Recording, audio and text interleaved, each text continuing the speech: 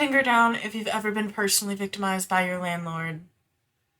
Put another finger down if you've been personally victimized by more than one landlord. Now let me ask you this question.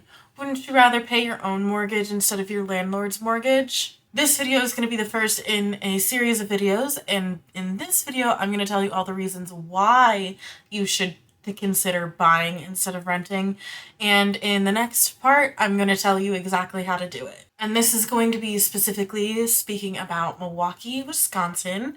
So hi, if you're new here, my name is Hannah, and this is my channel, Heartland Homes with Hannah, where I help people escape the nightmare cycle of renting, especially here in Wisconsin. And depending on when you watch this video, I will also be licensed in Illinois, so that's coming soon as well. Today's video is going to be specifically about the city of Milwaukee, Wisconsin.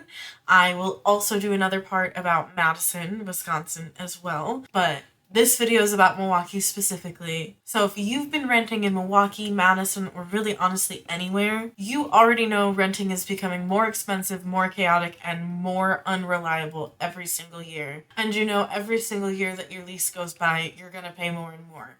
So my goal with these videos is really simple. It's to give you reliable information that no one else seems to be talking about and no one bothers to explain. I want to give you the tools and the resources to make educated decisions and give you the capability to build wealth instead of set money on fire each month when you pay your rent. Before we go any further, we need to talk about what's actually happening out there in the wild, wild west of renting. Because renting isn't just miserable. We're actually in the middle of a national housing crisis.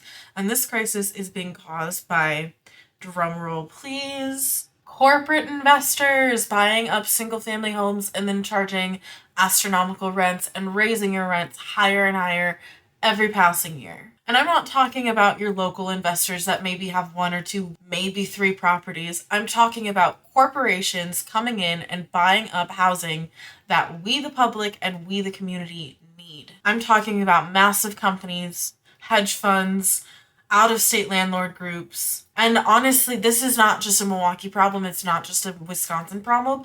This is happening nationwide. They're not just buying apartment buildings. They're not just buying commercial properties. They're coming in, buying up single-family homes, and pricing people out of their own communities. These are the exact homes that local and regular people and families used to buy to start building generational wealth and stability. But once these companies buy them, they turn them into rentals. They raise prices, they barely maintain them, and you can try to put in a maintenance request and maybe someone will come by and complete the maintenance request. But you know, there's a good chance they won't. And this causes neighborhoods to lose actual homeowners. People who are invested in the community and who actually live in the community. And when massive corporate investors are buying up single-family homes, guess what happens to housing stock? There's a shortage, and there's not enough. And then it's a vicious cycle of housing crisis after housing crisis. Because if regular people can't buy homes, we stay renters forever. And we're permanently paying the mortgage of these corporate overlords. And so you buying a home instead of these massive companies is one of the most powerful things you can do for not only yourself, but your community as well. But let me tell you the good news about Milwaukee specifically. Milwaukee is one of the last places in which these corporate investors have largely not tapped into yet, so you should get in before they do. And because these massive companies largely haven't scooped up all these houses in Milwaukee just yet, and I'm not saying they haven't at all, I'm just saying it's one of the last major holdouts in terms of major cities in the country in which a home is reasonably priced and still semi-affordable. So now that I'm off my soapbox, let me tell you the rest of the reasons why you should consider buying, especially here in the beautiful city of Milwaukee. Now, renting here in Milwaukee, you're going to run into a little bit less of the corporate nonsense, but that doesn't mean you're safe from the slumlords that are out there. And if you've lived here, you know it can be quite intense.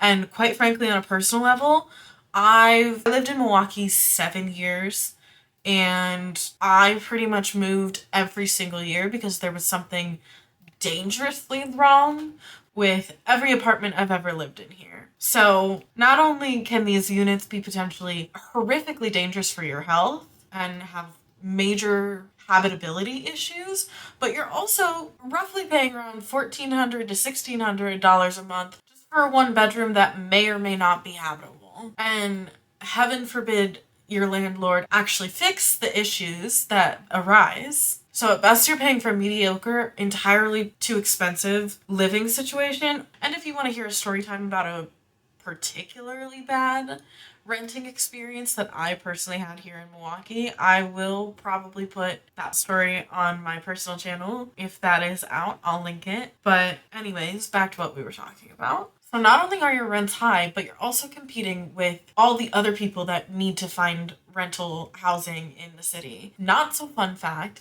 Milwaukee is about 94% occupied, meaning that leaves 6% of the housing opportunities available to every single human that needs to find a new apartment. So what that means, you're literally in competition every single time you try to get a new apartment with minimum at least 8 other people in terms of how the math works out. And then guess what? About 70% of renters renew their lease every year. And it's not because they like their apartment. It's not because that apartment doesn't potentially have issues. And again, granted, some people do like their apartment, some people don't have issues. But largely, I feel like we've all had renting horror stories.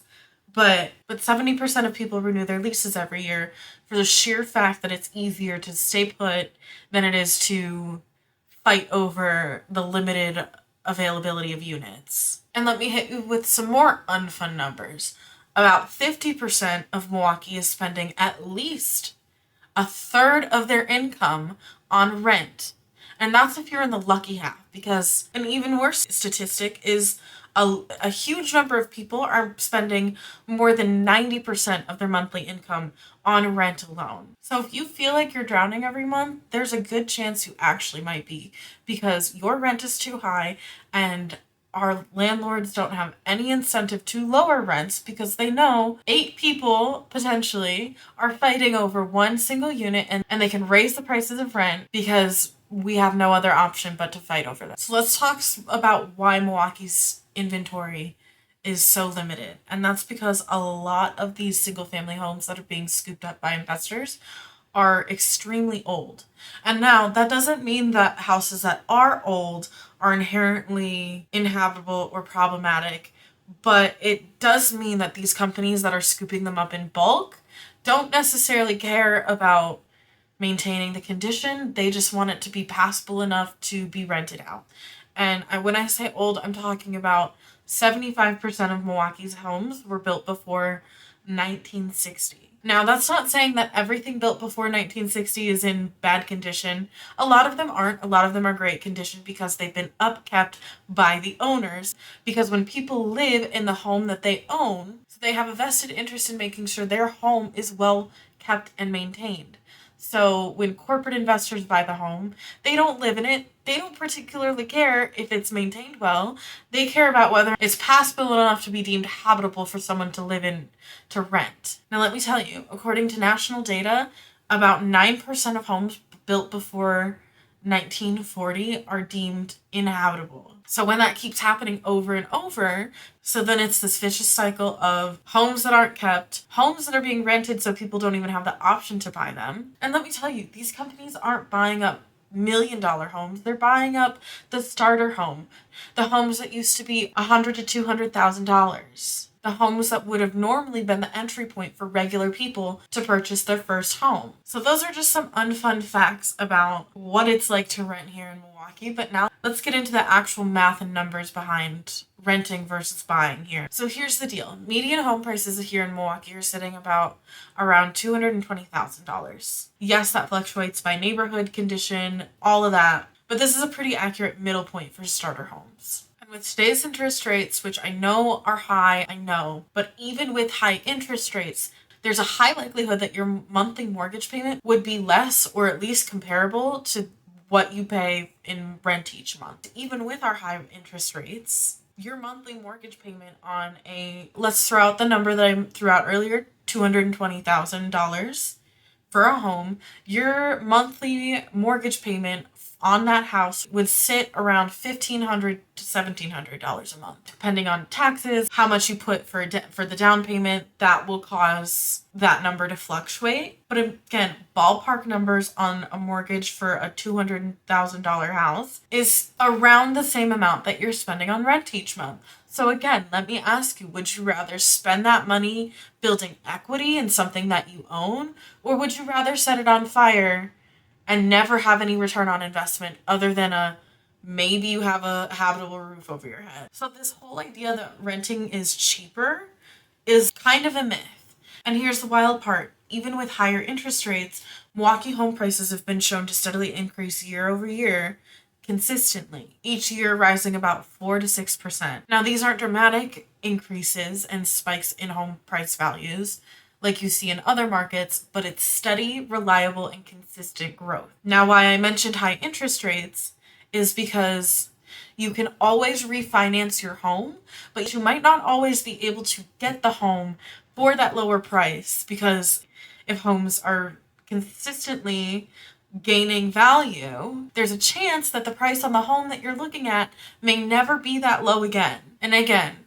markets change, markets fluctuate. Don't take that as it'll never be that low in value. But the point is, you can refinance an interest rate, but you cannot refinance a purchase price. Now, to give you a little bit more in depth of that number, again, let's say you buy a home at the median home price in Milwaukee, so that's $220,000. And if the market is growing at the rate that we've talked about, so between 4 and 6%, that means you would be looking at building about $10,000 to $15,000 in equity just over a couple of years, purely from the house appreciating value. And that's not even including the equity you build from paying down your principal each month. That's pure appreciation. And let me take it back to this. Your rent doesn't appreciate, and it gets higher every year. It doesn't give you equity. It doesn't give you a return on investment. Rent just lines the pockets of your landlord. So when comparing the price month to month between renting and buying, you're not saving any money by renting. And more than likely, you're paying more money to rent. So yeah, the numbers don't lie. If you can afford the rent that you're paying, there's a high likelihood that you're probably way closer to being able to pay a mortgage than you think and that you give yourself credit for. Now, I know affording a house also depends on whether or not you can make a down payment and all of that. And let me tell you, there are programs for down payment assistance. I'm not going to get into that in this video. I will make some dedicated videos specifically going over the types of down payment assistance and grants and all of that that's currently available, but I'm not going to get into that right now. Just know that there are options, and that's not to say that you're not going to have some money saved. It's going to take some work and dedication, but trust me, it is worth the investment. Okay, now let's pull this together and talk about why Milwaukee is specifically advantageous and a smart market to participate in right now, even with the national chaos going on. Because yes, corporate investors are a problem. Yes, they're everywhere. Yes, rent is out of control.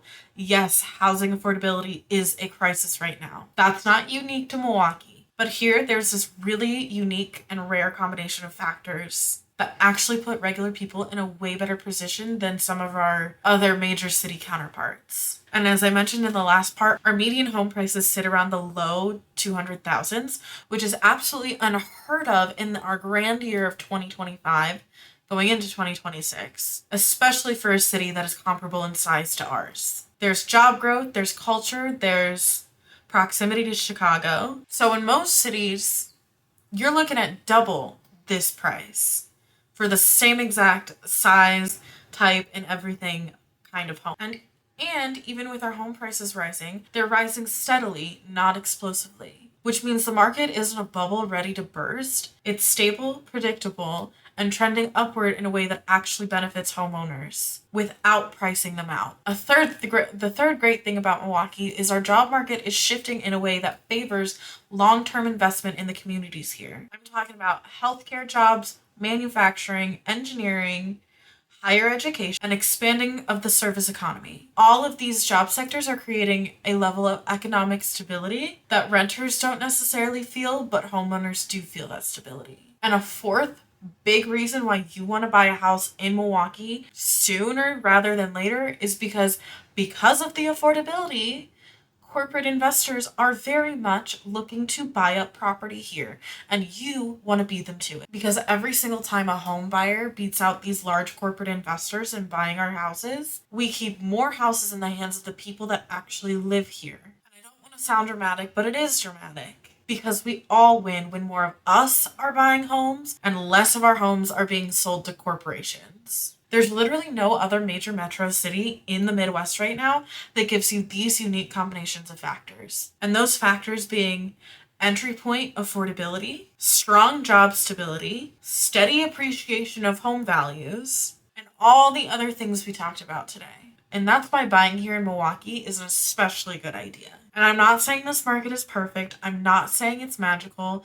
I'm not even going to try and pretend like it's easy, but I'm telling you it's worth doing. All right, so if you're still here, that tells me something. You're either tired of renting, tired of watching all these corporate investors gobble up the houses in your community, or at the very least, you're curious about what options you actually have when it comes to buying a home. And that's great. That curiosity is literally step one into breaking this whole cycle of renting. So here's what I'll say. If you want to know what buying could realistically look like for you, and you specifically, so based on your credit, your income, your budget, all of that, please reach out. I'm going to have all of my information as a real estate agent down in the description below because I would really love to help you on this journey into buying your first home or buying or selling and buying a different home that suits your needs. I am offering a free consultation because I need to know more about you specifically in order to give you the best help. So I can give you actual numbers and an actual timeline on how to potentially do this. Because I want to help you get in the mindset of